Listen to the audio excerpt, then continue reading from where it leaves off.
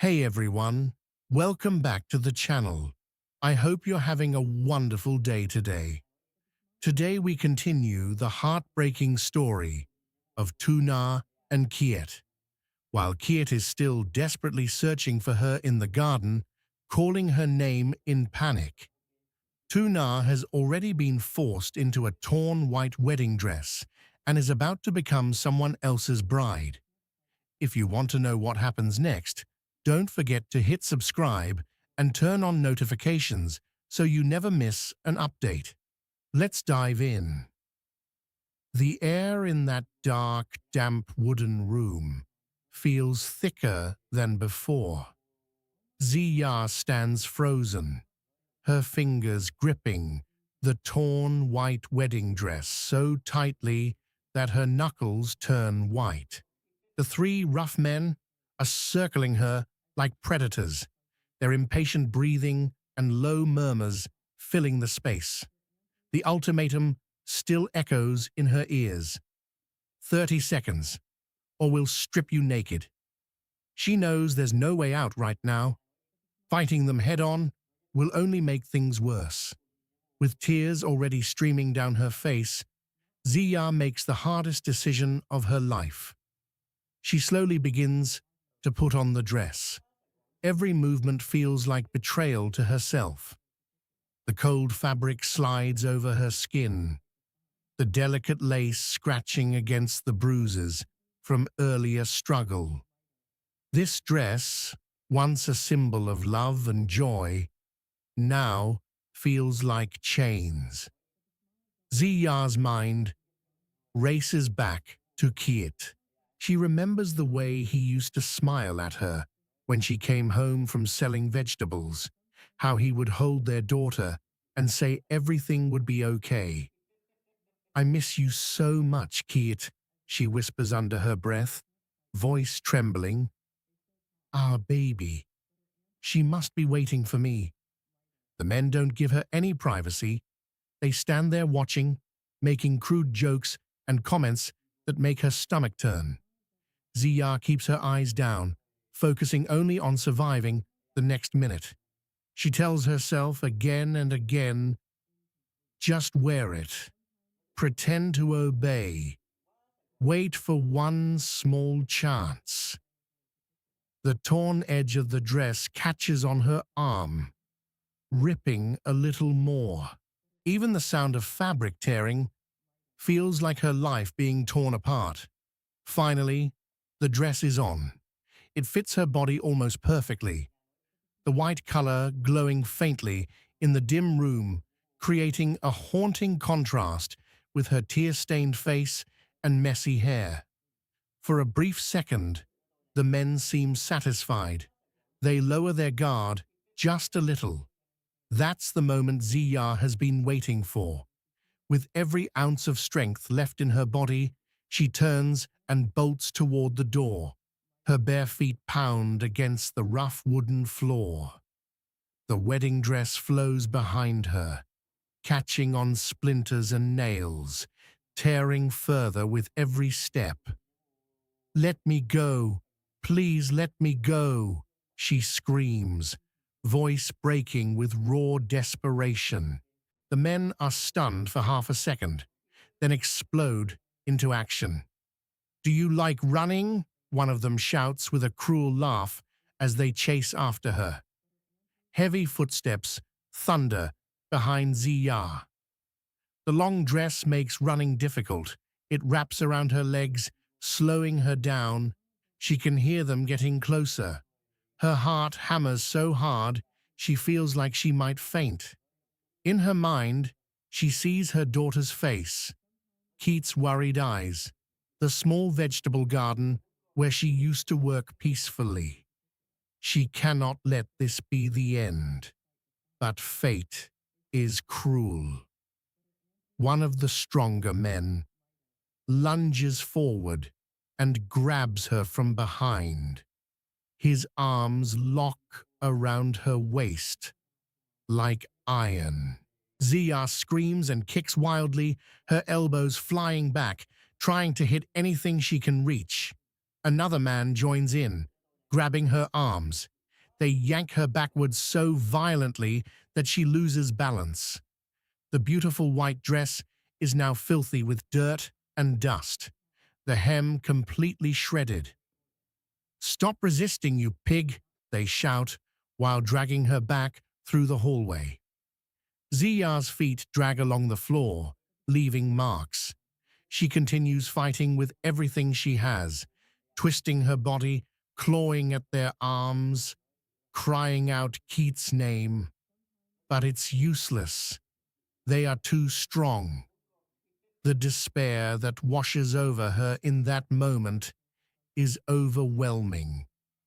She realizes she might never see her family again. The thought breaks something deep inside her. The men don't waste any more time. They drag the exhausted Ziya straight to their boss, the man who controls everything. They enter the main room of the small wooden house, hidden deep in the bamboo forest.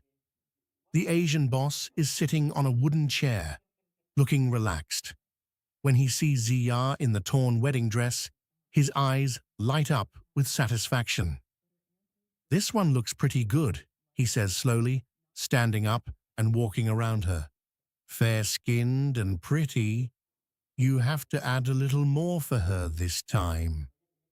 The three men immediately start negotiating. They talk about debts that need to be cleared, rewards they expect, and how they found good merchandise this time. The boss listens, nodding, occasionally glancing at Ziya like she's an object on display. He promises them extra money if they continue bringing him beautiful girls. "Next time, just find more like this one. I won't let you lose out." Ziya stands there in silence, listening to every word. Each sentence feels like a knife twisting in her heart.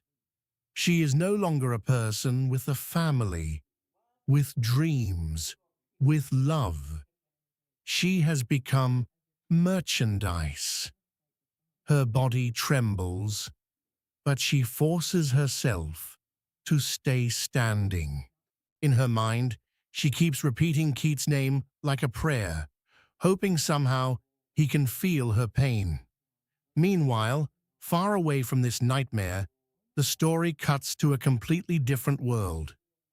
In a simple, warm wooden family home, Kiet's brother is kneeling on the floor, carefully assembling a bed for his young daughter. He works with patience and love, using both hands to fit the wooden boards together. His little daughter plays nearby with a small toy car, pushing it back and forth on the wooden floor. "Stay in this safe corner, okay?" he gently tells her, reaching out to guide her away from the tools. Even when he accidentally pinches his finger badly, blood dripping, he doesn't get angry.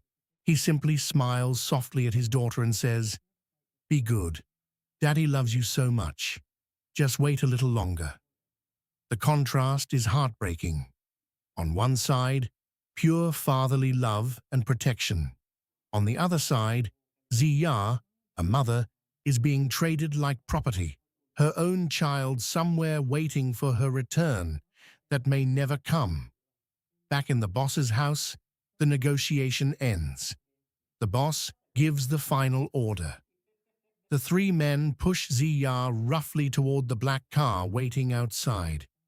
She stumbles in her torn wedding dress, legs weak from exhaustion and fear.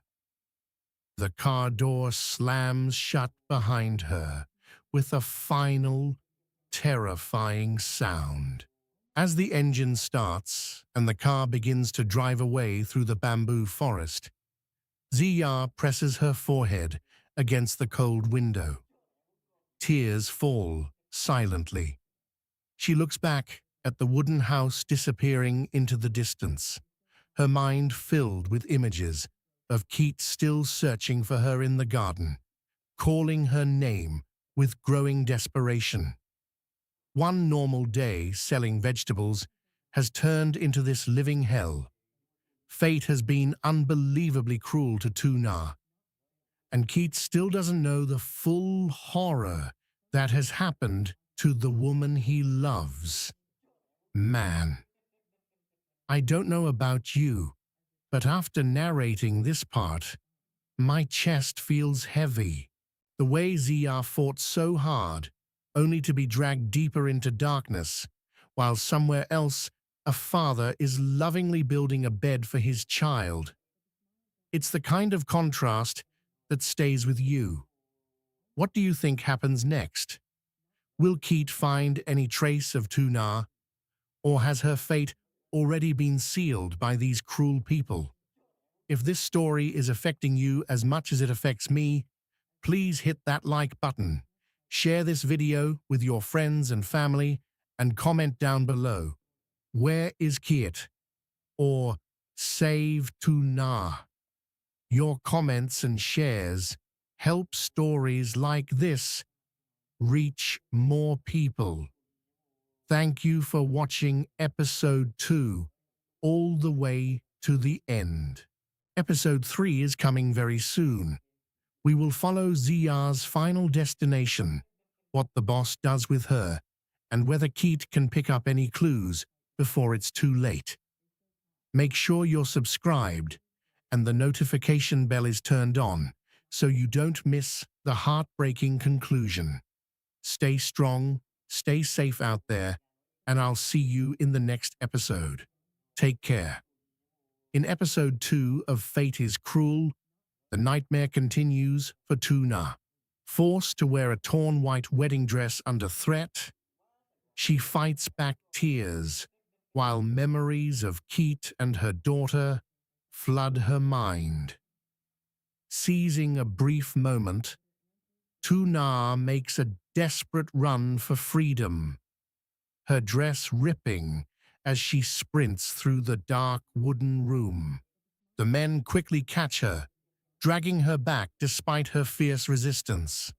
They take her before their ruthless boss, who examines her like valuable merchandise and agrees to pay extra for her beauty. While Tu Nha stands broken, listening to her fate being negotiated, a heart-wrenching parallel unfolds.